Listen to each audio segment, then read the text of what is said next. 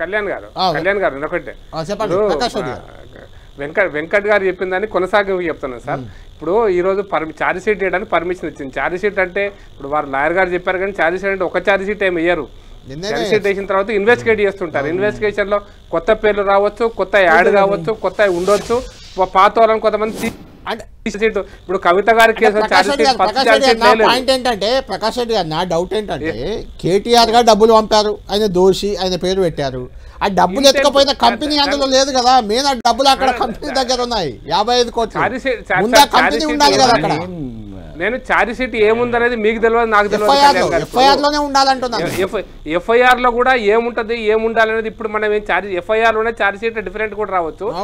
Intent of the money ఎక్కడ పోయిందనే దాని మీద ఇంటెంట్ ఆఫ్ ది కరప్షన్ ఉంది అనేది, అంటే ఉద్దేశపూర్వకంగా చేశారనే దాని మీదనే ఇప్పుడు ఎఫ్ఐఆర్ ఫైల్ చేశారు.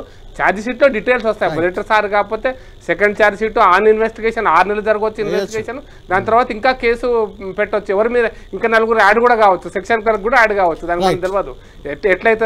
కాబట్టి మనం వేచి చూడాలి. ఆరోపణలు చేసుకొని ప్రత్యారోపణలతో రాజకీయంగా మనం దివాలా దిగొద్దని నా అభిప్రాయం. ప్రకాష్ రెడ్డి గారు ఫైనల్ గా చెప్పండి, ఒక నిమిషం ఫైనల్ గా. అంటే కేటీఆర్ అరెస్ట్ కాకుంటే కాంగ్రెస్ బీఆర్ఎస్ ఒకటి, హరీష్ రావు కేసీఆర్ అరెస్ట్ కాకపోతే ఎందుకంటే సిబిఐ చేతిలో ఉంది కాబట్టి బీజేపీ బీఆర్ఎస్ ఒక్కటి. ఏంటి రాజకీయ ప్రాపగాండాకే పరిమితం అవుతుందా? నిజంగా ఎవరు తప్పులు చేశారు, ఎవరు ఎంత అవినీతి చేశారు బయటకు వచ్చే అవకాశం ఏమైనా ఉందా? మీకు కనిపిస్తుందా అది?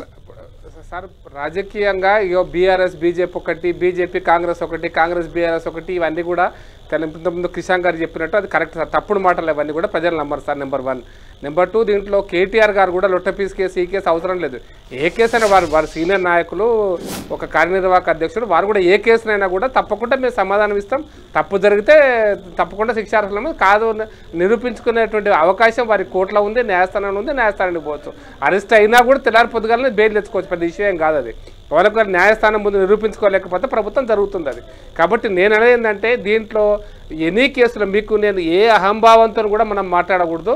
న్యాయ వ్యవస్థను దర్యాప్తు సంస్థలను గౌరవిస్తూనే, నేను మళ్ళీ న్యాయ వ్యవస్థను దర్యాప్తు సంస్థలను గౌరవిస్తూనే మనం ప్రతిదీ ప్రజల కోసం పనిచేయాలని అనుకున్నప్పుడు ఇవన్నీ రావు సార్. రాజకీయ ప్రకటనలు స్థాయి దిగజారుతుందని మాత్రం చెప్తున్నారు సార్. ఎవరు ఒక్కటి కాదు, ఎవరికి వాళ్ళే పార్టీ. మేముగా చూస్తాం. ప్రజలు ఆదరించినప్పుడు మేము అధికారంలోకి వస్తాం, ఆదరించినప్పుడు పోతాం. 8 సీట్లు వచ్చినాయి మాకు అంటే ఇప్పుడు కాంగ్రెస్ వాళ్ళు ఊకే మాట్లాడుతుంటారు 8 సీట్లు వచ్చినాయంటే బీఆర్ఎస్ వాళ్ళు అవయవదానం చేశారని. మరి రేవంత్ రెడ్డి గారికి కూడా 7 సీట్లు బీఆర్ఎస్ ఉన్నప్పుడు అక్కడ ఎంపీ గెలిచింది కదా, మరి బీఆర్ఎస్ అవయవదానం చేసింది. అట్లా కాదు కదా, స్థాయి దిగజార్చొద్దని మాత్రమే నేను ముఖ్యమంత్రి గారికి కానీ మంత్రులకు కానీ చెప్తున్నాను. ఈ పద్ధతిని మానుకుంటే ప్రజలు గౌరవిస్తారని